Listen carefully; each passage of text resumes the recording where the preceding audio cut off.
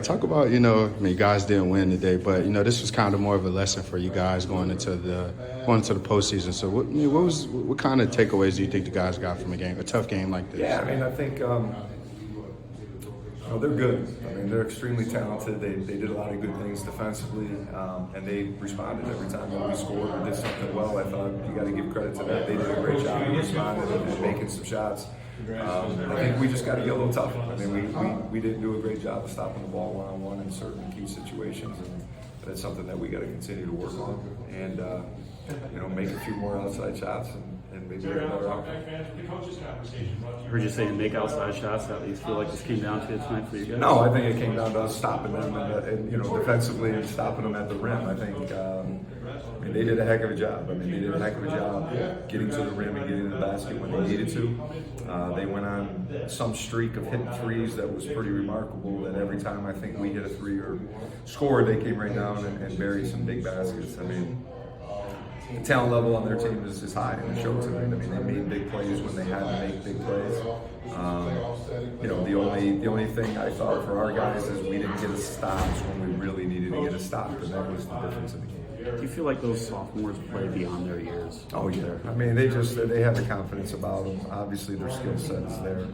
But just, the way they handle themselves, they didn't seem to rattle. I thought we rattled them at the end, and that was really the first time that I saw them rattled, and I thought it was something that we could have built on. At some point, we ran out of time, and but until that point, I thought their composure was really good, and they handled themselves really well.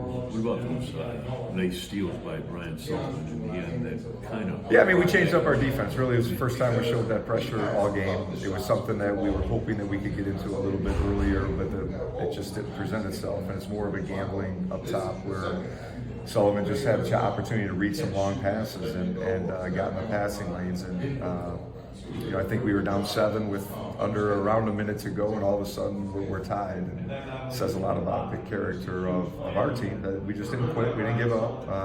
We made our free throws when it mattered, and it comes down to getting one stop or making one shot, and we didn't get that tonight. So thank God it's not the tournament. A good lesson. I mean, we've had, obviously all year, but this past week we had 2 good battles, and we're battle tested. Whether that means anything or not, we'll find out. But I think when you can go toe-to-toe with Richmond Heights, who, in my opinion, is probably the most talented team around, and beat a Brecksville team on the road that's really good, well coached. It's a good test, and our guys hung right all the way to the end. Well, a lot of folks have that philosophy of that 2-week stretch after the seeding's done. It's kind of like cruise control. I mean, this almost feels like for you guys last-minute cramming before the tournament. A little bit. I mean, because you got to go to like last year. Last year we kind of fell apart at the end, and not because we lost. I just don't think we played well.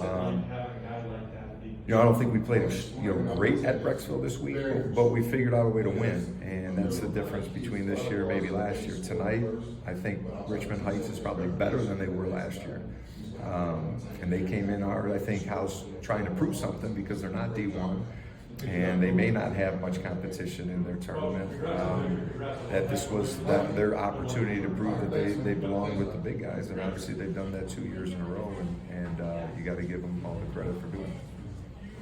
I do want to ask about the speed of this game, because there was a couple of possessions where you could run through a couple of plays, but those were few and far between, especially with the ability of both teams, it seems like, to get up and down the court. Talk about just everyone kind of flying around and trying to get everything set with that. Yeah, I think some people, you play a team like Richmond Heights, maybe you should slow it down, maybe you should, go back to a zone, and that's not how we play, and that's not how we were going to play tonight. We were going to mix it up a little bit, but I had...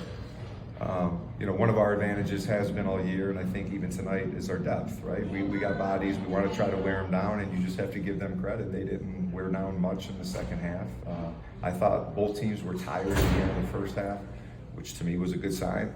But yeah, again, give them credit. They kept coming, and making some big shots. But the pace was... I think if I was watching the game, I probably would have really enjoyed this game. I don't know how it was from the stands or what have you, but on the bench it was a little frustrating at times, just defensively. But again, the opportunities and the times that we responded all night, I thought was really good.